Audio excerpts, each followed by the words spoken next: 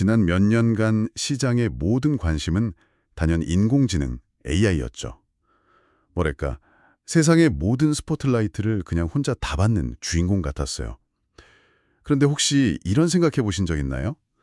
그 화려한 무대 뒤편에서 어쩌면 AI보다 더 뜨겁게, 하지만 훨씬 더 위태롭게 달아오르고 있는 또 다른 기술 분야가 있다면 어떨까요? 오늘 우리가 깊이 파고들 주제가 바로 양자 컴퓨팅입니다. 특히 시장의 일부 양자 컴퓨팅 주식들이 엄청난 거품을 만들고 있는데 이게 특정 역사적 사건과 소름 돋을 정도로 닮았다는 얘기가 있어요. 그래서 오늘 이 주식들의 가치가 왜 이렇게 비정상적으로 평가받는지, 과거 닷컴 버블과는 어떤 점이 같고도 다른지, 그리고 이 거품이 곧 꺼질 수 있다는 예측은 도대체 어떤 근거에서 나오는지 같이 한번 제대로 파헤쳐보죠. 여기서 먼저 선을 딱 긋고 시작하면 좋을 것 같아요. 오늘 이야기는 양자 컴퓨팅이라는 기술 자체의 그 장기적인 잠재력을 의심하자는 게 절대 아니거든요. 이 기술이 세상을 바꿀 수 있다는 건 많은 사람들이 동의하는 부분이잖아요. 다만 현재 주식시장이 매기는 가격표가 실제 기술이 발전하는 속도를 너무 멀리 앞질러 달려가고 있는 건 아닌지, 그 엄청난 간극에 대해 이야기해보자는 겁니다. 이건 기술의 문제라기보다는 인간의 기대와 탐욕의 비전에는 시장 심리에 대한 아주 흥미로운 사례 연구에 가깝다고 볼 수 있죠. 네, 그 점을 분명히 하는 게 중요하겠네요. 기술의 가치랑 주식의 가격은 다른 이야기일 수 있다는 거니까요. 자, 그럼 그 엄청난 간극의 실체부터 한번 들여다볼까요? 이 논의의 중심에는 아이온큐, 그리고 리게티 컴퓨팅, D-Wave 퀀텀이라는 세 개의 순수 양자 컴퓨팅 기업이 있습니다. 이 기업들 주가가 2022년 말부터 무려 1000% 이상 올랐다고 하는데 저희 숫자 보고 제 눈을 의심했어요. 100%도 아니고 1000%라니요? 맞아요. 정말 천문학적인 상승률이죠. 심지어 그 상승분의 대부분이 바로 올해 2025년에 집중됐어요. 불과 몇 달 사이에 주가가 폭발적으로 치솟은 겁니다. 보통 주가가 1000%나 오르려면 뭔가 엄청난 일이 있어야 하잖아요. 예를 들어 신약을 개발해서 FDA 승인을 받았다거나 갑자기 어마어마한 흑자 전환에 성공했다거나요. 양자 컴퓨팅 분야에서 올해 그 정도의 사건이 있었나요? 제가 혹시 놓친 엄청난 뉴스가 있었던 건지 궁금하네요. 바로 그게 핵심 질문이에요. 그리고 놀랍게도 정답은 아니오입니다.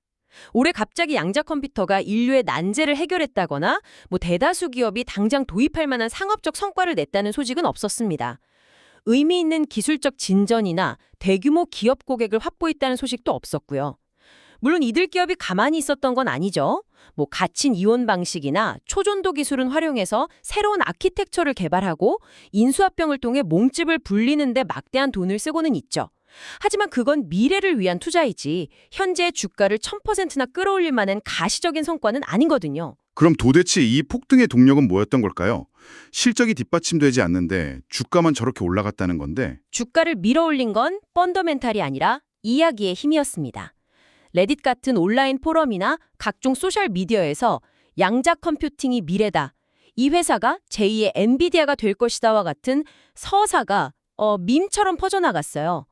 전문 투자자들이 재무제표를 분석해서 투자하는 게 아니라 이 이야기에 매료된 수많은 개인 투자자들이 그 열기에 동참해서 주식을 사들인 거죠. 기업의 실적보다는 이야기의 전파력이 주가를 움직이는 이른바 밈주식 현상이 나타난 겁니다. 위험을 감소하려는 단기 투자자들이 몰려들면서 가격이 치솟은 거죠. 아하, 밈주식 현상이었군요. 그러니까 이건 사실상 기업 가치에 대한 합리적인 평가라기보다는 하나의 거대한 믿음 체계나 팬덤에 가깝다고 볼 수도 있겠네요. 이 기술이 언젠가 세상을 바꿀 테니 지금 가격은 무조건 싸다. 이런 강력한 믿음이요. 정확합니다. 그리고 그런 현상 어딘가 익숙하지 않으세요? 듣고 보니 바로 떠오르는 게 있네요. 1990년대 후반에 닷컴 버블이요. 그때도 회사 이름에 닷컴만 붙으면 일단 주가가 오르고 봤잖아요. 인터넷이라는 신기술이 세상을 완전히 바꿀 거라는 어마어마한 기대감 하나만으로요. 맞습니다. 역사는 똑같이 반복되진 않지만 비슷한 운율을 가지고 반복된다는 말이 있죠. 당시 기업 가치를 평가하는 기준은 수익이 아니었어요. 사용자 수나 웹사이트 페이지 뷰, 소위 아이볼스, 그러니까 얼마나 많은 사람이 보는가, 이런 지표들이었죠.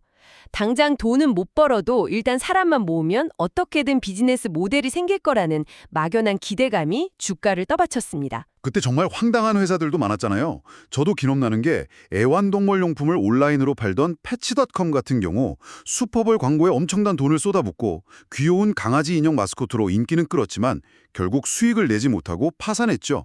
그런 회사들이 정말 많았고요. 바로 그 패치닷컴이 상징적인 사례죠. 그리고 지금의 상황과 닷컴 버블이 얼마나 닮았는지 보여주는 아주 구체적인 지표가 있습니다. 바로 주가 매출 비율, PS 레이시오입니다. 회사의 전체 시가총액을 연간 매출액으로 나눈 값인데 쉽게 말해 회사가 1년 동안 버는 돈 대비해 주가가 얼마나 비싸게 거래되는지를 보여주는 지표죠. PS 비율이 높을수록 고평가되었다고 볼 수 있겠군요. 이제 비교를 해볼게요. 닷컴 버블이 정점에 달했던 1999년에서 2000년, 당시 기술주를 이끌던 마이크로소프트나 시스코 같은 초우량 기업들의 PS 비율이 31배에서 51배 사이였습니다. 지금 기준으로 봐도 어마어마하게 높은 수준이죠. 그리고 온라인 마켓플레이스의 선두주자였던 이베이. 이베이는 PS 비율이 무려 144배까지 치솟았어요. 그야말로 광기의 정점이었죠. 144배요? 회사가 1년 내내 번 돈을 144년 동안 꼬박 모아야 겨우 현재 시가총액이 된다는 뜻이잖아요. 상식적으로는 이해가 안 되는 수치인데 그게 당시 시장의 분위기였군요. 그게 버블의 최고치였겠죠. 네, 모두가 그렇게 생각할 겁니다. 그런데 여기서 정말 소름 돋는 사실이 드러납니다. 현재 우리가 이야기하고 있는 이 양자 컴퓨팅 순수 기업들의 PS 비율이 닷컴 버블 시대의 광기 어린 최고치였던 이베이의 144배보다도 훨씬 더 높다는 겁니다. 잠시만요. 더 높다고요? 144배보다도요? 대체 얼마나 높길래요? 구체적인 숫자를 언급하면 너무 직접적일 수 있지만 수백 배에 달하는 수중호입니다. 이건 회사의 현재 실적이 아니라 어쩌면 수십 년 뒤에나 실현될지 모를 미래의 가치를 모조리, 아니 그 이상을 끌어와서 현재 가격에 반영하고 있다는 뜻이에요. 투자자들이 이 기술은 인터넷 혁명보다 더 거대할 거야. 그러니 닷컴 버블 때 평가는 오히려 보수적인 거지 라는 서사에 완전히 매몰된 상태라고 볼 수 있습니다. 역대급 거품으로 기억되는 시기보다 더 과열된 평가를 받고 있다는 건 현재 가치 평가가 얼마나 비현실적인지를 극명하게 보여주는 대목이죠. 와, 이건 정말 충격적이네요. 닷컴 버블의 교훈은 명확하잖아요. 실질적인 제품이나 수익 모델 없이 기대감만으로 부풀려졌던 수많은 기업들이 결국 파산했죠. 물론 아마존처럼 살아남아 거인이 된 기업도 극소수 있지만 대부분은 역사의 뒤안길로 사라졌고요. 지금 양자 컴퓨팅 분야에서 비슷한 역사가 반복될 수 있다는 강력한 경고음으로 들립니다. 그렇죠. 기대감이 수익성을 압도하고 그 기대감이 구체적인 성과로 연결되지 못할 때 시장은 결국 냉정하게 현실을 마주하게 됩니다. 닷컴 버블 붕괴는 바로 그 과정을 우리에게 뼈아프게 보여줬습니다. 좋습니다. 거품이 있다는 주장에는 충분히 공감이 갑니다. 닷컴 버블과의 비교도 아주 설득력이 있고요. 하지만 투자자 입장에서 가장 어려운 질문은 항상 언제 터질 것인가 하는 점이잖아요. 거품인 줄 알면서도 아직은 괜찮겠지 하다가 물리기도 하고요.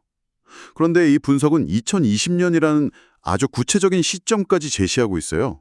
이건 정말 대담한 예측인데 어떤 근거가 있는 걸까요? 물론 누구도 미래를 수정고슬처럼 들여다볼 수는 없죠.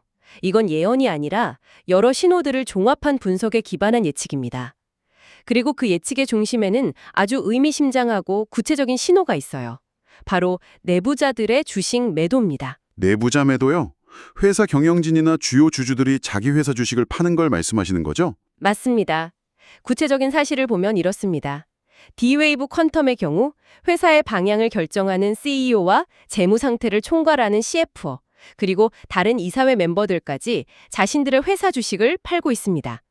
리게티 컴퓨팅의 CEO 역시 마찬가지로 상당량의 주식을 매도하고 있고요. 그런데 내부자 매도를 너무 비관적으로만 볼 필요는 없지 않을까요? CEO도 세금을 내야 할 거고 자녀 학자금을 내거나 집을 사는 등 개인적인 자금 사정이 있을 수도 있잖아요. 몇몇이 주식을 팔았다고 해서 이걸 곧바로 회사가 위험하다는 신호라고 단정하기에는 좀 섣부른 해석 아닐까요? 아주 합리적인 지적입니다. 실제로 한두 면의 임원이 개인적인 이유로 주식을 파는 경우는 흔하죠. 그 자체를 큰 악재로 보기는 어렵습니다. 하지만 지금 우리가 보는 건 그런 차원의 이야기가 아니에요. 한 명이 아니라 CEO, CFO, 이사회 멤버 등 회사의 미래 전략과 재무 상태를 가장 깊숙이 들여다보는 핵심 인물들이 동시다발적으로 그리고 지속적으로 주식을 팔고 있다는 패턴이 나타나고 있다는 게 중요합니다. 이게 개인적인 재무 계획처럼 보이지 않고 마치 현재 주가 수준에 대한 암묵적인 합의처럼 보인다는 거죠. 아, 여러 명이 동시에 움직이는 패턴이라는 게 핵심이군요. 그렇죠. 여기서 아주 근본적인 질문을 던져볼 수 있습니다. 만약 그들이 정말로 자신들의 회사가 앞으로 몇 배는 더 성장할 거라고 굳게 믿고 있다면 지금 이 가격의 주식을 팔고 있을까요? 오히려 어떻게든 더 사려고 하지 않았을까요? 회사의 내부 사정을 가장 잘 아는 사람들이 현재 주가가 지속 불가능한 고점이라고 판단하고 더 떨어지기 전에 이익을 실현하고 있다는 강력한 신호로 해석될 수밖에 없는 겁니다. 추상적인 PS 비율 같은 가치평가 지표를 넘어 시장을 가장 잘 이해해야 할 핵심 관계자들의 구체적인 행동이 나타났다는 점에서 이건 시장에 보내는 아주 강력한 경고등이라고 볼 수 있어요. 이 사실이 거품 붕괴가 임박했다는 예측에 상당한 무게를 실어주는 근거가 되는 것이죠. 주식들이 실질적인 성과보다는 소셜미디어발 과대 광고와 밈 주식 현상에 힘입어 역사상 최악의 거품으로 꼽히는 닷컴 버블 시기마저 능가하는 수준으로 고평가되어 있다는 분석을 살펴봤습니다. 그리고 이 거품이 꺼질 수 있다는 예측의 근거로 단순히 높은 밸류에이션뿐만 아니라 회사의 미래를 가장 잘 아는 내부자들이 동시다발적으로 주식을 팔고 있다는 구체적인 행동까지 나타나고 있다는 점을 짚어봤습니다. 2026년이라는 시점은 예측의 영역이지만 그 경고음 자체는 매우 현실적으로 들리네요. 맞습니다.